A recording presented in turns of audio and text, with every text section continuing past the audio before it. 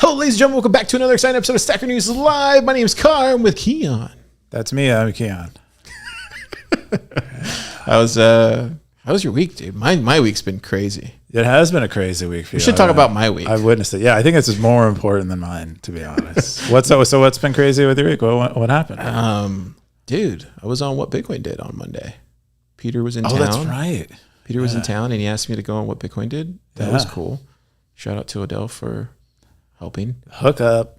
And then after that, Teresa came into town, so we were just full PlebLab mode, with the raising and stuff. And then, now we're doing the hackathon. So it's just like all the stuff going on with the hackathon for TabConf and getting that ready, because that stuff you have to prepare like a month in advance. And the Nostr devs got shipped this week. So when is TabConf?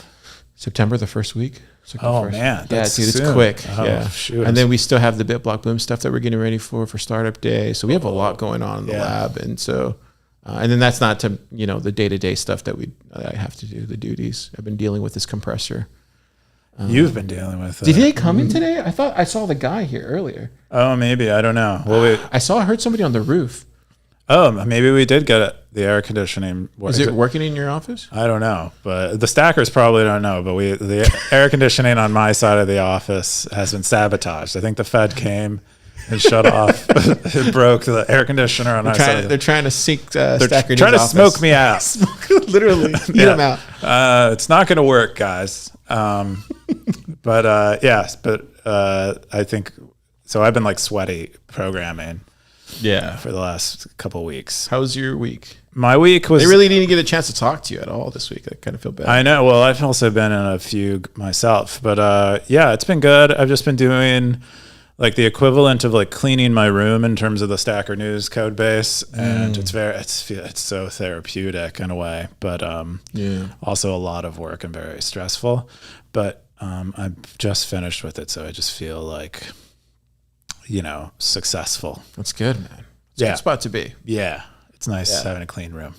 All right. With that, we're going to get into the top 5 stories of the week here on Stacker News Live. If you don't know, this is your first time listening, Stacker News Live gets all the top 5 stories on Stacker News. Stacker.news, as you know, is the front page of Bitcoin, and we like to talk about all the stuff that stackers vote on. Wow. So if you want to participate, go to Stacker.news and start zapping your troubles away. Bro. Having a boring day? Go to Stacker.news. That's what the stackers are doing. They're earning slinging and earning sats. Dude, I earned like 2,000 sats just on my personal account this week. Pretty good. Not a bad day's work. It's not bad. Not bad. All right, with that, let's get into it. It's the first top story of the week is 5 economic terms you should know when learning about Bitcoin. This was a 16,000 sats, 17 comments. This is from Siggy47, July 17th, Bitcoin post. What was this? Yeah, this was awesome. So this is like a very high level. It's almost like, perhaps your economic introduction into Bitcoin might be a nice companion or a preface to something like the Bitcoin standard. It's mostly just summarizing terms, but I think it goes. That's what it kind of appears to do, but I think it goes a bit deeper and kind of explains the significance of the terms and then therefore introduces like some really important concepts. Overall, really good post. There were things that I learned about here. Siggy always brings a nice like historical perspective to things that I think it's hard to appreciate unless you hear it directly from someone who maybe experienced. Like one of the things he described, I believe in the seigniorage section, I don't know if I'm pronouncing that right, but is in his parents' pharmacy, he would be tasked at the end of every day pulling out the silver coins. So, at some point we transitioned away from actually using silver in our coins. And so, it wasn't the seigniorage, it was the Gresham's Law section, because he's driving out bad money. But they would try to get rid of the coins that didn't have silver in them and keep the ones that did.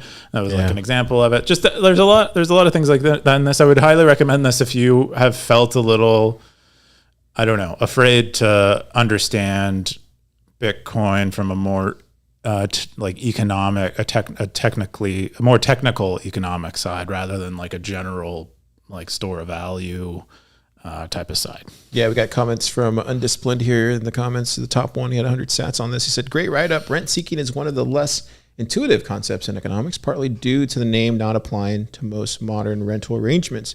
It's also mistakenly taken as an inherently bad thing for society when it's quite context dependent. In a more technical sense, rent is the amount you're able, and then he goes into this whole margin. Yeah, this was an interesting part of the piece where he defines the more, I guess, accurate usage of the term rent seeking, because I, like him, took it at face value. Yeah, you hear that term all the time. Yeah, right? but it's not what it sounds like so much. It's more so what, it's more so the gross side of rent seeking, where someone is making money off of no effort or a very low effort compared to the reward they're reaping. And that's really what it means. Apparently it was originated or around the time of Adam Smith and the Invisible Hand, the author of the Invisible Hand. And yeah, Siggy, way to go on this one. It seems like a lot of the stackers liked it. Siggy's back. He wasn't. I don't think he wrote. Is this using the new week. pictures feature? Looks like it is, right? It could be. I mean, he was putting pictures in them before. The only difference now is that the pictures are it's a little less difficult to add them. That's about it. Stackers, if you're looking to get some sats, put some pictures in there. This is I think it's working for Siggy. The next top story is FrostSnap. This is an easy, personalized, secure Bitcoin multisig for everyone. This is from UTX Club. 18 comments, 5,283 sats. This is a July 20th Bitcoin post. What is this? What's FrostSnap? Yeah, well, they don't really go into too much detail, probably because they recognize their audience might not care about all the cryptographic details. But I've heard of Frost and known of Frost for a bit. I think there's been quite a bit of research surfacing within the Bitcoin community on Frost, but I don't actually know the details of how it works. They describe the benefits, and that's mostly what they want to do, because they're aiming to sell the product eventually, and so they want to let people know what the benefits are. But really, what I understand, the conveniences it provides you is that you can rebuild a multi-sig wallet without having to go on chain again. So you can add new signers, remove them without having to go on chain. So you remove some of the costs associated with making changes to a multi-sig wallet. And I think there are other ones too. The picture in the blog post that's at the top where they have those three devices. Yeah, I see that. Yeah, looks like the UX are even. They might. I don't know how interactive Frost is in terms of the setup, but it might be so interactive that it benefits from just plugging all the devices into each other, which is it looks like he has it right there, like USB-Cs, right? Yeah, and I think. What is that, Keyan? What is this thing called? Is that a? I think it's a Raspberry. Oh, is that a zero? Zero. Yeah. Oh, interesting. It might be a zero, but it actually looks like they were doing their own soldering, so they might be well beyond. Wow. Yeah, kind of retail hardware at this point, but I don't know what's going. Like they didn't share many details. These things are usually quite hard to build. So, and this is, I think the original Frost paper they're citing, or the research they were citing, is from 2020. So even the research is kind of new. It looks like Nick's UTXO club. Looks like he's the one that. Interesting. Man, way to go, guys! This is really fascinating. Yeah, I think it's any improvement we can make to multi-sig will be a huge win for self-custody, because people are, they're kind of terrified of it, and if the more foolproof we can make it. Oh, it looks like he was on Stephen Livera, so definitely check that out, Stackers. Oh yeah, if you want to learn more, that's probably more about Frost. Yeah, I'll probably have to listen to that cool one. Stuff. This is we got Kevin at the top comment. He had 325 sats for this comment. He says, "Doesn't this have the same downside as Shamir's secret sharing, in that you need to bring all the keys together to construct a full, in quotations, Bitcoin key? Then you can sign the transaction using regular multi-sig. The keys are actually separate." UTX Club says, thankfully, no. Frost and other MPC Schnorr signing protocols create partial signatures, which are signed independently and then combined to form a final signature. So your keys can be as separate as you like. And then Kevin said, that's awesome. What's a partial signature? Is that what that is? It's just 3 independent signatures? Is that Yeah, that's kind of the way you can think of it. It's like I do, like we bring home groceries. I partially bring them inside, and the home that we share is as partners, you and I. And I partially bring them inside. You bring inside the other. You partially bring inside the rest of it, and so, but together. Or maybe I put up the grogroceries. Maybe together, yeah. That's maybe the other part. Yeah, but these are more. You bring in the groceries. I put up the groceries, and then who makes the groceries, or who makes the? Well, I don't know. I mean, who's the breadwinner, Car? Who's gonna be at home watching the children? It's not me. Cool. Check out the post, Stackers, Frost Snap, and if you want more, there's a pod on Steven Rivera. Or Stefan Rivera, I keep saying. Rock on, yeah. The next top story is Phoenix beta wallet migration. This is from Ezekias. 13 comments, 3,367 sats. This is a July 18th Bitcoin post. Can I get a what is this? You can. This is a cool post.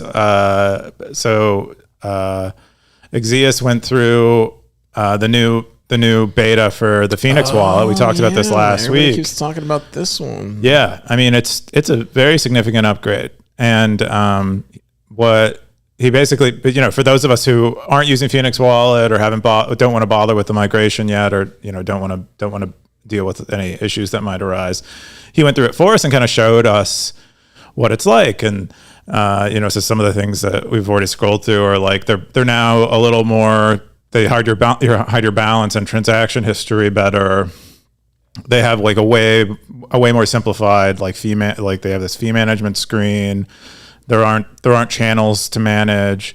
You're just as we covered last week. You're just managing one channel, which isn't much to manage at all, really. The way with splicing. So overall, really cool. He said he didn't actually get to trigger any splicing yet because he hasn't received, I think, a large enough payment. But really cool, man. Really cool stuff. Yeah, I'm very excited for Phoenix Wallet. It seems to be absolutely. Amazing. You got a 037 F5 something with a freebait comment. He had 3,000. Wow, he had 3,000 sats on this comment.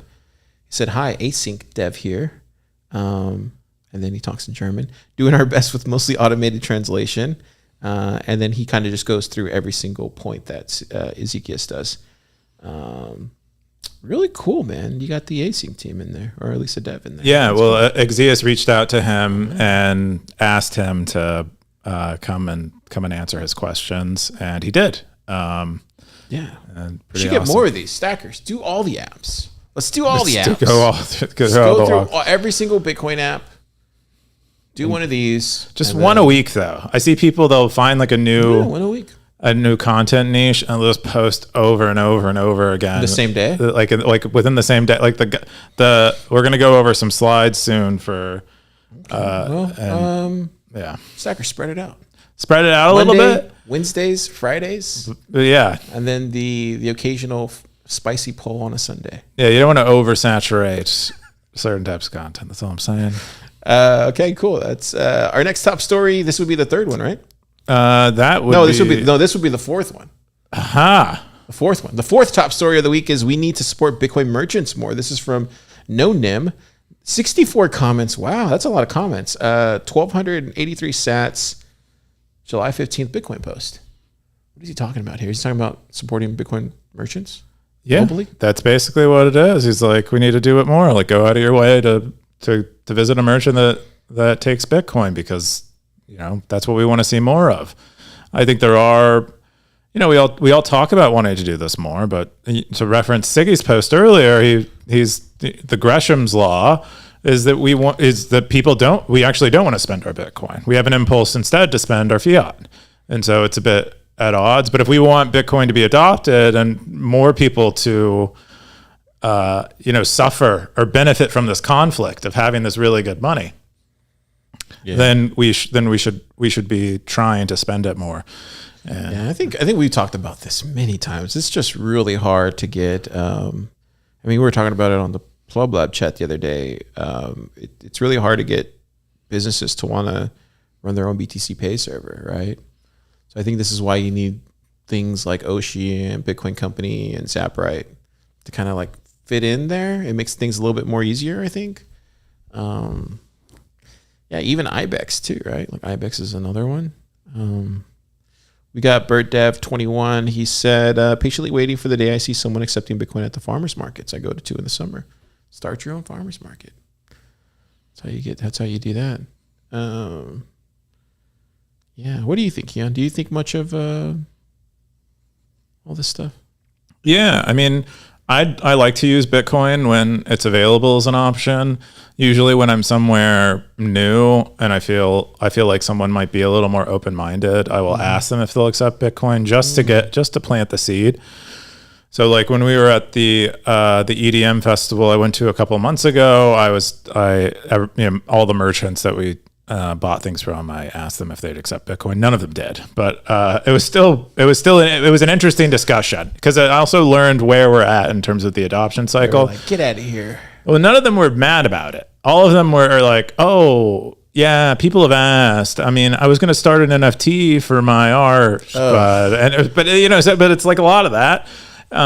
But it's still worth doing because it gives you information on what the actual conditions are like, and then also if they have enough, it really for a lot of people requires a lot of touch points to even begin to take something seriously. Yeah, because there's so many hours you got to put in to learn about Bitcoin, right? It's literally like it's not something you can learn overnight.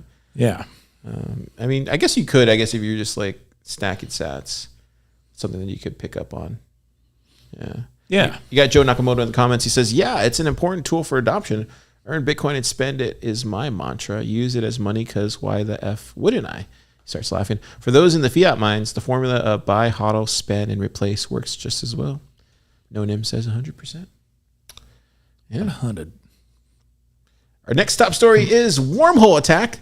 Enlightening explained simply in 4 slides. This is from Arrow, 7 comments, 4,312 sats, July 17th Bitcoin post.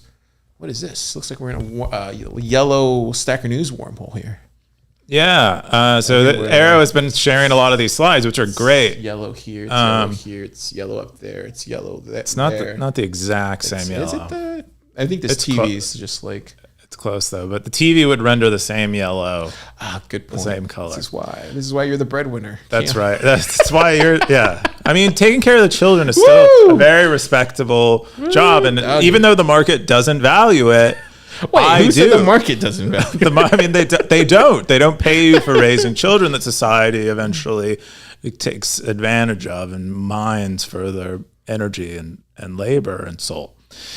Anyway, but so wormhole attacks. Wormhole attacks are a pretty one of the more fun, it has a really cool name, so it's like one of the more popular attacks to discuss on the Lightning Network. But basically, what you can do, what you do with the wormhole attack is you can circumvent a routing node in the middle if you control other nodes on the side. So you can see in the slides here, B and D effectively steal the fees that C has earned. Okay. And that's what they do. And then here, same thing? They're all the same. But I mean, that's basically what the slides go into more detail on this, like kind of how it works and how you mitigate it, or it alludes to how you might mitigate it with like an upgrade to what we eventually plan to do on the Lightning Network. But it's really just B and D are, B and D are the same person, or they're collaborating with each other to steal fees that C would have earned on a payment that they're all routing. It's actually not a very, as far as I know, not a very commonly exploited attack on the Lightning Network, because it requires knowing that, or it requires being on the same route, like having two nodes that are on the same route, which you can't control because the sender, in this case A, is choosing the route. And so, if it becomes known that this is happening, people could, you could avoid routing through BND and completely mitigating. Incredible. So who's BTC Illustrated? I don't know, but Arrow has been reposting these, and they're doing a lot of them are great. I mean, some of them people have chimed in and said, "Oh, this is actually factually incorrect in certain ways." But I don't think post them on here because he's Arrow's getting all the stats. Yeah, I know. But if you go to Arrow's profile, he's been reposting a lot of them, like several a day. It kind of reminds you of the XK CD. Remember that? Yeah. You could have that for like Bitcoiners, right? Oh, someone should do an XK. I mean, it requires a certain person. XK CD. But yeah, like a technical, but like one of these kind of where it's technical, but it requires it's like both. A funny. Like, imagine one on splicing. It's so much. That guy, no one has really replicated the note that guy hit, because he's both extremely technically talented and then also has a great sense of humor and there's somebody out there. Maybe it's a stacker listening right now. That way. There you go. That's really cool. Great job. Looks like all the stackers loved it. I think that's all the top 5 stories of the week. We're going to get into our own top stories of the week. I wanted to share this one just because everybody here worked really hard on it. I don't know if you saw the Nostr dev course, but we released that this week via PlebLab. And we used the magic of web store. We eat our own dog food here, Keyan. I don't know if you know that, but we used the Magic Web Store, so it's on Nostr and stuff. How many? Oh, well, maybe we don't want to discuss the numbers are still coming in. Numbers are still coming in. Still early. I think the number that surprised everybody in the lab was this video. Like it, I don't want to play the whole thing, but like it has like 65,000 views right now.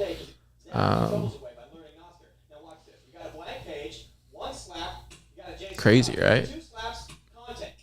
Yeah, but I mean, you guys have made really popular videos. Everybody was in here in the comments, right? Like, look at that. It's Clark Moody. Wow, it's pretty incredible. That was this week. But what do you think, Keyan? What do you think about all the shenanigans that we do here at PlebLab? Oh, I mean, I love it. I think it's great. I love shenanigans. I feel like we're really on brand. I feel like we are a bunch of misfits, and we're just doing shit. And I think that's really what it's about for me, what I like. Mm-hmm.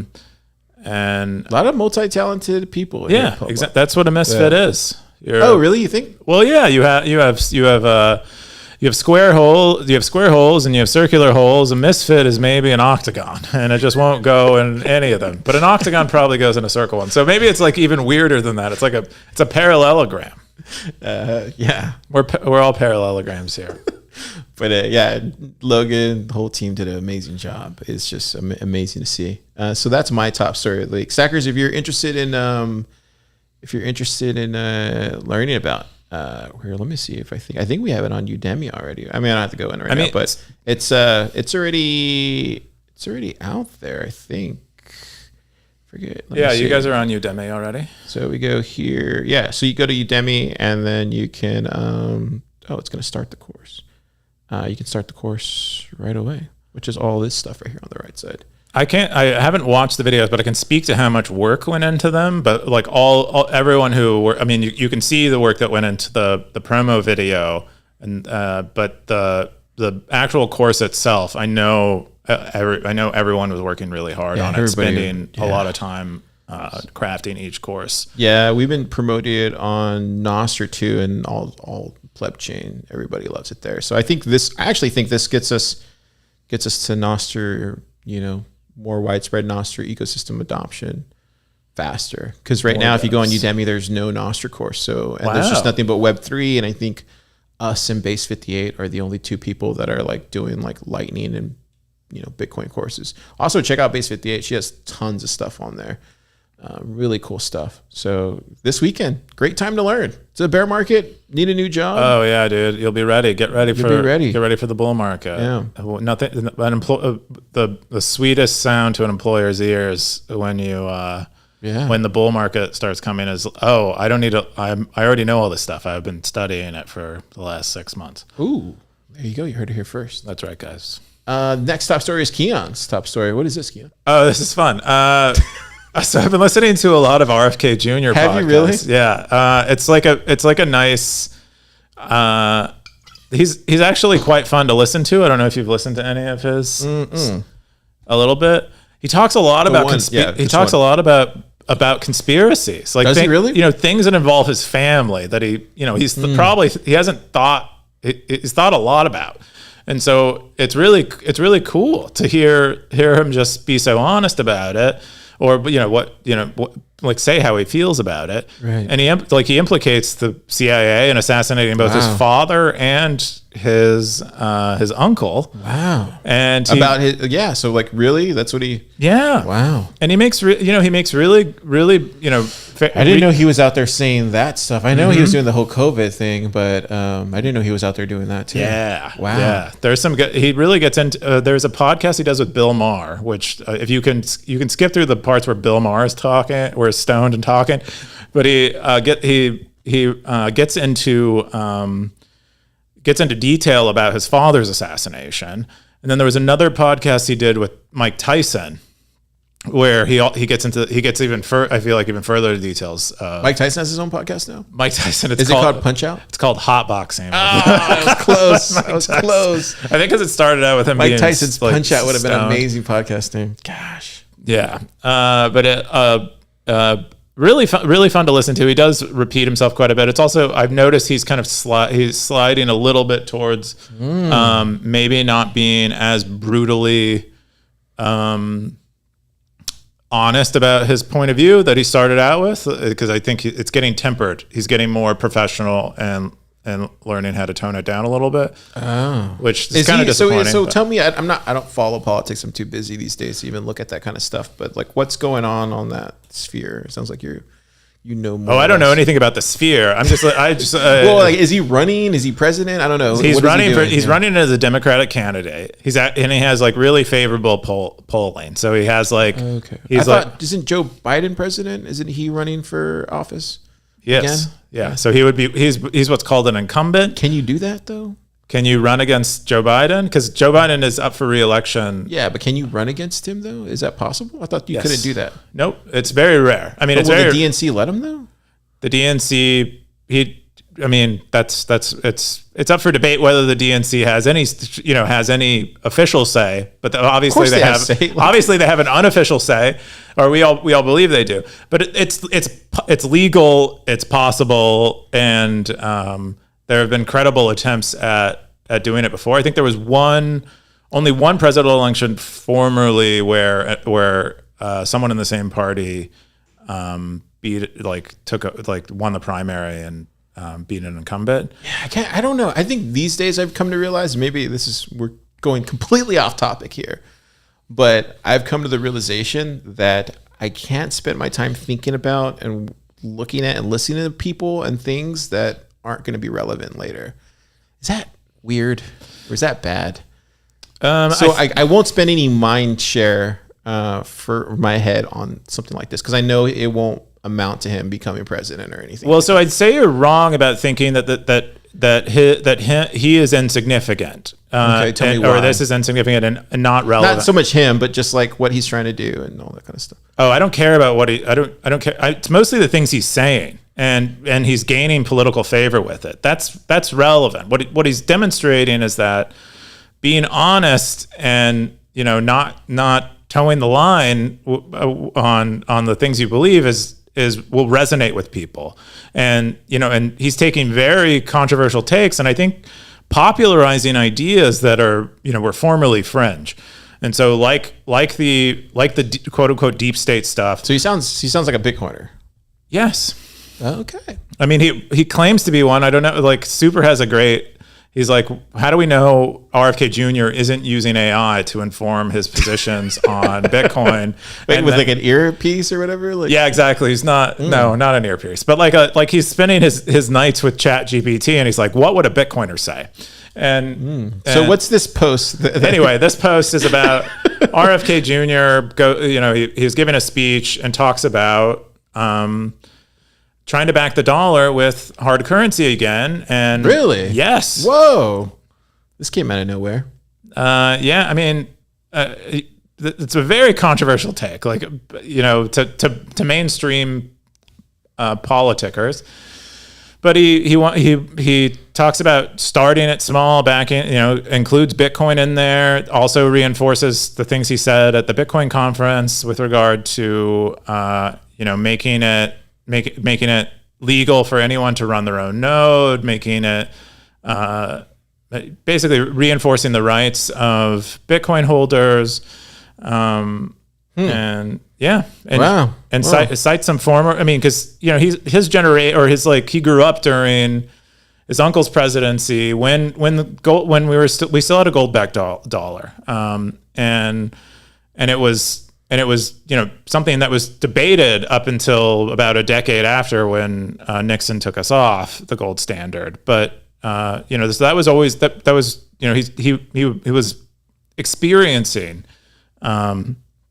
a gold standard and the debates that were taking place around that time. And, back then it was not so fringy to defend the gold standard because we were actually, you could see the benefits from it. It was tangible. So he says here, Kennedy told the crowd, at least this was at the Bitcoin conference, that he was first inspired by Bitcoin as critical freedom technology after learning about how it was used to circumvent financial restrictions during the Canadian trucker protests last year. Okay, so he sounds informed. None of these, this is what RFK said. None of these lawful and peaceful protesters had violated any law, but suddenly they found that they could not access their money, their bank accounts, to pay their mortgages or feed their families, he recalled. When I witnessed this devastating use of government repression, I realized for the first time how free money is as important as free expression. Hey, this is what we do. This is what we do in Bitcoin.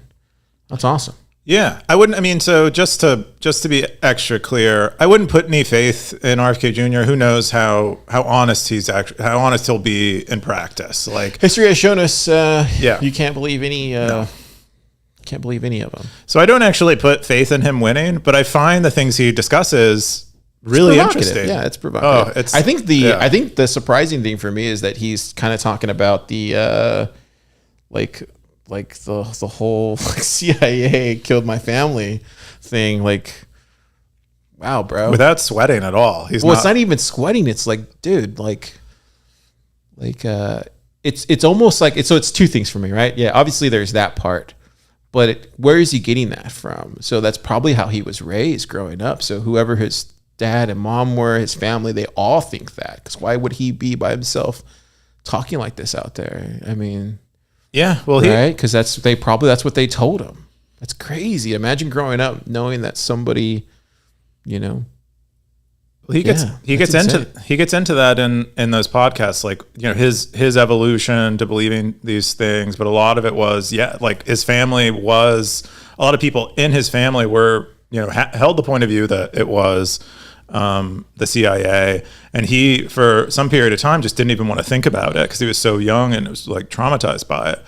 And I think it was someone like had him read a book written by that had interviews with like coroners and stuff, but particularly the death of his father, like the facts on that are like hard to refute because it's like all confirmed in like, well, at least according to him. I actually haven't looked at these things, but at least according to him, it's like none of the bullets from the person who was arrested for the death of his father were actually found in his dad's body. They were all accounted for out in other parts of the room where they missed him, and all of the shots had come from behind him. And so it's it's actually scarily similar story. Did they ever release all the documents for all that stuff? Like, did they release it? Like, did they? Because I know they opened. Like they did that with the UFO documents where they released it. Did they ever release the Kennedy documents? No. They've continued to freeze it. Oh, I didn't know that. Yeah, I think did. I think it was like a year or two ago. It was they were supposed to get released, and then they pushed it back. They pushed it back another 50 years or something. Oh, so something. To our grandchildren, there you go. You'll know the truth. No, I think we'll know the truth when the U.S. government. Hopefully, it's just not redacted. It's just like redacted. Well, it's like black marker everywhere. Yeah, it's weird, but it's really cool hearing someone talk about it who's clearly been affected. 60s were a crazy time, man. That's what I hear. 60s were a crazy time. We got Bones in the comments. He says gradually, then suddenly. I agree. Yeah, I agree. if he starts talking like this, you never know who. Where do you think we'll get to? Do you think we'll get to a Bitcoin standard? Do you think that's a part of the Bitcoin standard plan? Getting to a Bitcoin basket of a sort with other gold and other currencies as a. I don't think we need a Bitcoin standard. that's kind of. I think that's that's the benefit of Bitcoin is we don't. Oh, okay. So you're saying just remove the entire. Okay, yeah, that makes sense too. Yeah, I mean, so the only reason we had a gold standard, my understanding of it was that because gold was so hard to transact in, we had to keep it in banks. It was, and then that more or less like had gradually centralizing pressures.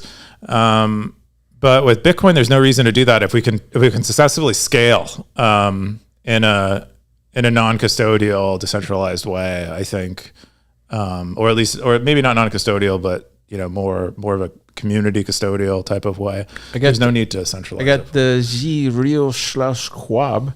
He said in the comments, my advice: don't get hyped up on this. When Kennedy, after not getting this ticket in the primaries, tells you to vote for Joe because the other candidates is, oh my God, okay, you guys go read the comments. Yeah, I mean, it's politics, so be warned. I try not to spend my mind on this kind of stuff. It's just out of my scope, so. Yeah, that's fair. Where's the, okay, now we're going to get into the top, it's your segment. Super stat segment. Who was the top snackers this week? Top snackers this week. It looks like Siggy topped the charts with their economic definitions. Julian PH, I think he runs a Philippine hacker group. Doxed. He posts about it, so not so doxed. Exia stacked quite a bit. Kind of doxed. Arrow, 021E, Bird Eye. Everybody's getting doxed in this bear market. Lots of top stackers. Heineck also had a great post this week. And now we'll do the top spenders. Oh, spenders? We usually do the spenders. I don't see the spenders in there. You go to stackers. Stackers, okay. And you go to buy, spend. Oh, cool. Spent. Satoshi Labs put up quite a few jumps. Ooh. They're behind Trezor. Who else we got? 03A. 03A, Exius, unit of account 2. Orthworm, who always posts his worm his snail to 100K. Lots of. I like how everybody's account, huh? You really care. Oh, this is the top day, by the way. This isn't top week. Oh, my bad. I spend way too much time on Stacker News. So Stacked, it was actually different. Or no, it's the same, roughly. No, it's different people. Oh, it's different people there? Yeah, it should be. So if you go... And then Spent is spenders. So you see the spent is you at the got front. Loomer. Okay, Loomer. See, yeah. So we got some different... Crispy, Chris Terry. What is Crispy? Who's Crispy? Tell us who Crispy is as a stacker.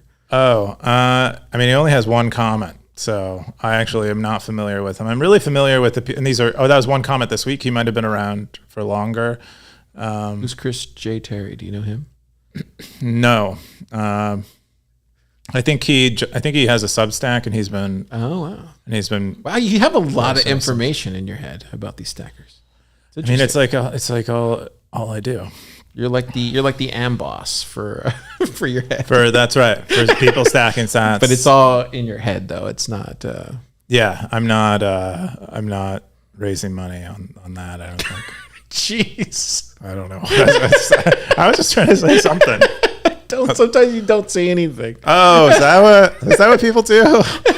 Jeez. Hey, just be like RFK. Say whatever you want off the top of your head. That's what you got to do. What's interesting is it doesn't sound like it's off the top of his head. Who, RFK? Yeah, because he's like a lawyer. So he like. Oh yeah, he's a lawyer too, right? I feel like the Kennedys are mostly lawyers, aren't they? I have no idea. He's an environmental lawyer, and largely was an environmental lawyer, and then saving the planet kind of stuff or green. See, I'm talking out of my head. Saving the planet. I don't know anything. I wouldn't say it like that. It's more like if someone's polluting a river, or like a big corporation is polluting a river, he like sues them. Oh wow! Like so that's like one of those kind of trial lawyers. Yeah, exactly. Like I forget what that. It's not. I don't know. So law. He'll come for you. Exactly. He's like his job was challenging power. Wow. I mean, I don't know. I mean, he won't win, and he might be a liar, and he might turn into a liar if he isn't one. So get him on Stacker News. Let's see if we can do an AMA. I got a lot of questions we can ask him. I think he prefers the podcasts. He said him on Stacker News Live. So one thing is actually pretty smart. He's like the political winners that come out of nowhere that no one expects winning. They usually take advantage of a new technology.